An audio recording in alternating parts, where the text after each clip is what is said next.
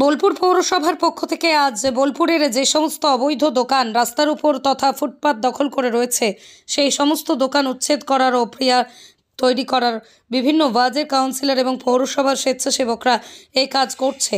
বোলপুর পৌরসভার chairman Parna Ghosh vice chairman নেতৃত্বে bulldozer নিয়ে অভিযান শুরু করলো বোলপুর পৌরসভা। দেখুন, আমরা তো সবসময়ের জন্যই চাই যে যানজট মুক্ত বোলপুর শহর হোক, মানুষ সুস্থভাবে যাওয়া আসা করুক। এখানে বিভিন্ন পর্যটকের আসা যাওয়া এটা আমরা সবসময়ের জন্যই চেয়েছি। এর আগেও আমরা অনেকবার চেষ্টা করেছি, আর এখন যেটা চলছে সেটা মাননীয় মুখ্যমন্ত্রী ম্যাডাম যেমন নির্দেশ দিয়েছেন সেই মতোই হচ্ছে। যে রাস্তা ধারে যারা বসে আছেন, রাস্তা দখল করে যারা বসে আছেন, সাধারণ মানুষের যাতায়াতের যাতে অসুবিধা হচ্ছে।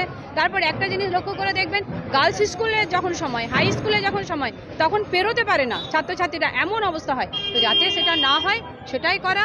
আর আমাদের মাননীয় মুখ্যমন্ত্রী ম্যাডাম এটাই চান যে সাধারণ মানুষ যেন কোনো অসুবিধায় পড়তে না হয়। তার শিক্ষায় আমরা এটা বলি যে যেন বোলপুর শান্তিনিকেতন মানুষকে কোনো রকম অসুবিধায় পড়তে না হয়। এর আগেও আমরা দেখেছি যে বোলপুর পৌরসভা ফুটপাত উচ্ছেদ করেছে, তারপরেও কি একই অবস্থা?